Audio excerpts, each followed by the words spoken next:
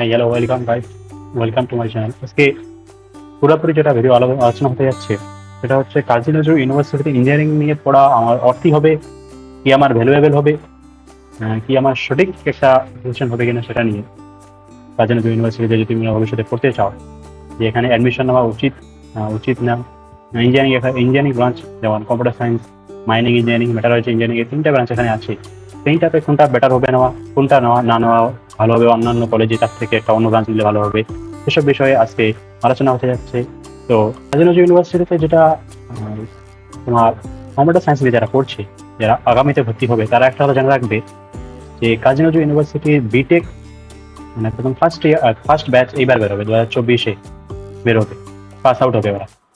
তাই প্লেসমেন্টের দিক থেকে কম্পিউটার সায়েন্স ইঞ্জিনিয়ারিং অতটা বেটার নয় এখানে। আশা করা যায় এখন যদি কেউ 24-25 অ্যাডমিশন নেয়, তাহলে পরবর্তী ইয়ারে শেষে 4 বছর পর পাস আউট হবে।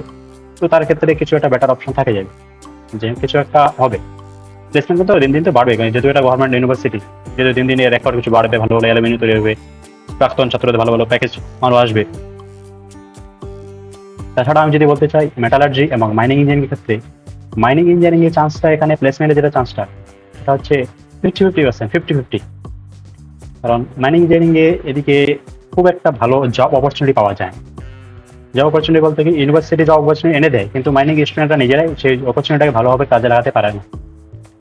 তাই জন্য প্রত্যেকবারই মাইনিং ইঞ্জিনিয়ারিং থেকে 50% প্লেস হয়ে যায়, 50% প্লেস হয় না, অথচ তারা আদার্স ডিগ্রি, এমটেক, এমবিএ, তারপরে যা যা পড়া চলে যায় করতে।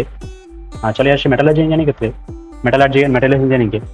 তো মেটালার্জি অ্যান্ড মেটালিয়াস ইঞ্জিনিয়ারিং সেটা যাদবপুর ইউনিভার্সিটি, আমাদের পশ্চিমবঙ্গে যদি কথা বলি, তো Jadavpur university, NIT Durgapur and Kazi Nazrul university, তিনটা জায়গায় মেটালার্জি অ্যান্ড মেটালিয়াস ইঞ্জিনিয়ারিং পড়ানো হয়। তো বিশেষ করে কাজী নজরুল ইউনিভার্সিটিতে মেটালজি ইঞ্জিনিয়ারিং যদি পড়তে চাও, তাহলে তোমার একটা ভালো চয়েস হতে চলেছে, বা তোমার একটা ভ্যালুয়েবল ডিসিশন হতে চলেছে।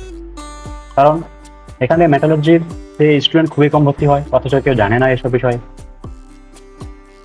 মেটালজি প্লেসমেন্ট এখানে 100% এখানে তুমি যদি পরবর্তী ভর্তি হবা, কোনো যদি ভিজিট করতেও আসো, যদি তোমার দাদা কেউ পড়ে, কেউ যদি সিনিয়র কেউ এখানে যে থাকে তাদের কাছে শুনে নিবে, তারা অবশ্যই বলবে যে সিএসসি থেকে এখানে বেটার পয়েন্ট হচ্ছে মেটালজি materials engineering.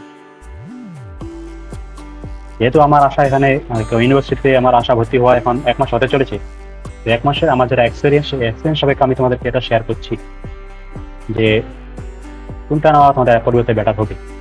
CSC data science নিতে পারো, যেহেতু এর পরবর্তীতে অপরচুনিটি বাড়ছে, ডেটা সায়েন্স যেহেতু এখন খুব একটা মানে হাই চলে যাচ্ছে, ডেটা সায়েন্স তোমার তার ক্যারিয়ারের থেকে সহায়ক হবে। কিন্তু কম্পিউটার সায়েন্স এখানে আপাতত না নেওয়া ভালো।